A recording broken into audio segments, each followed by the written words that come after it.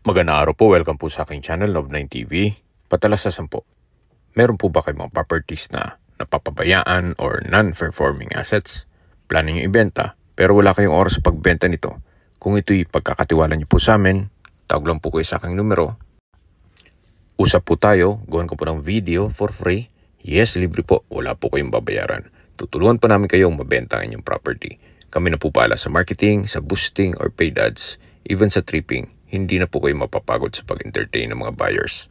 Kami na po bahala sa lahat. Tawag lang po kayo. Nandito po tayo ngayon sa Manila kung saan meron po tayong bagong video presentation. Isang commercial residential property na may lot area na 300 square meters. Samahan niyo po ako, pasok po tayo. Ito po yung living room or salas kung saan napakalaki po. High ceiling. Then meron pong mga soleras na nara. Napakalaki po ng espasyo, naka-marble flooring, meron po itong mga customized windows, may curtains, okay naman po ang ceiling, pati walls. Ito po yung understairs na napakalaki pa ng espasyo. Actually, merong fish pond po dyan. Meron po ditong glass door na may access sa waterfalls, yung nakadikit dun sa walls. Then, ito naman po yung dining area. Ganun din po, malaki ang espasyo, naka-marble flooring. Ito pong naka-solid wood nara na pintuan ay isang bedroom yan, kung saan hindi natin mapasok, gawa ng may natutulog. Then, dito naman po yung kitchen. Solid wood door na nara po yan. Then, naka-tiled walls and flooring. Pati po kitchen countertop. Meron pong stainless sink. Meron pong kitchen windows. At meron pong kitchen cabinets. Mula po dito sa kitchen, balik po tayo ulit dito sa dining area. Meron pong service area naman dito sa side na to, or laundry area. Malaki din po ang espasyo hanggang dun sa dulo po yan. At mapapansin nyo po, itong structure ay maayos pa. May mga pebbles pa yan. Then, balik po ulit tayo dito sa loob. Ito po ulit yung dining area. At ito naman po yung tinutukoy ko sa inyo kanina na sliding glass doors with the screen. Yan po ay meron pong waterfalls. Balik po ulit tayo dito sa loob para check natin ibang parte ng bahay. Yan po ulit yung living room. Then ito po yung hagdan papunta sa taas. Ganun din po.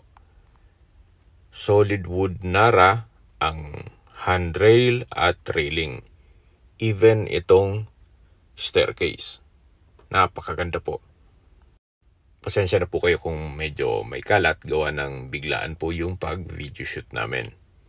Dito po, meron pong isang bedroom dito sa side na to, na napakalaki din po. Then katabi niya, another bedroom. So all in all is mga 5 bedrooms po ito. Ito po yung pwedeng maipresent ko sa inyong bedroom na available. Wooden flooring, meron pong customized na window. Meron po siyang sariling toilet and bath. Naka-tiled flooring at wall. Meron pong shower. At dito naman po meron siyang access door papunta dito sa open below.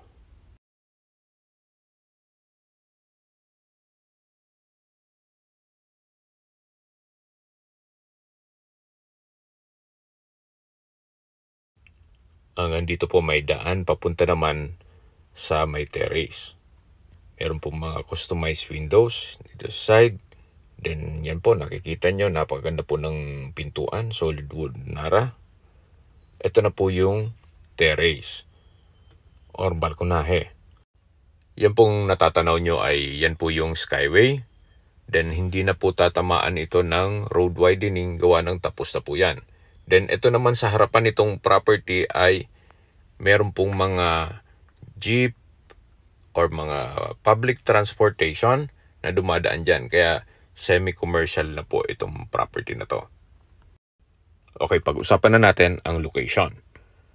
Ito pong property ay nasa Manila, kung saan napakalapit lang po sa Divisoria, sa mga schools, universities, even hospitals, at iba pang business establishments.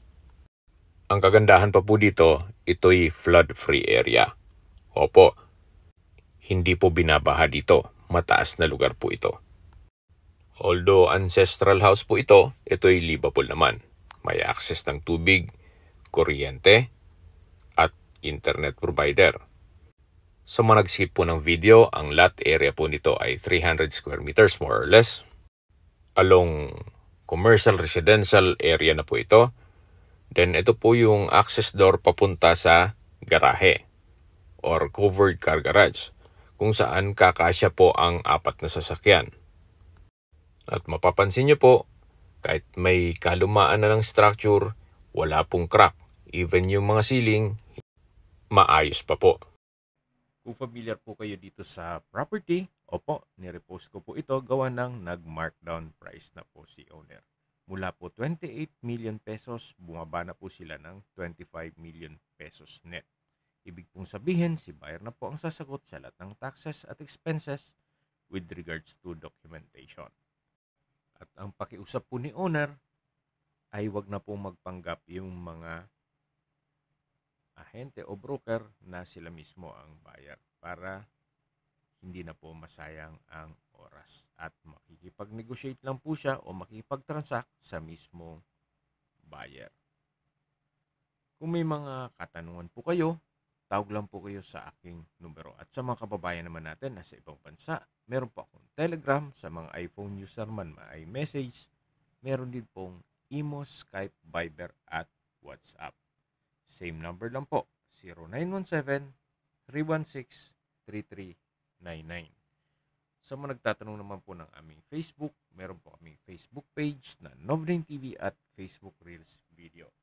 Meron din pong TikTok at Instagram. May ibang YouTube channel po kami na The Nov9 TV channel at Nov9 TV Listings. Sana po naibigan nyo ang video presentation. Paki-like and subscribe na lang po sa aking channel para ma-update din po kayo sa aking future listings. Kung sakali po hanap nyo yung mas malaking sukat ng lupa, meron din po kami ibang listings na pwede nyo pagpilian.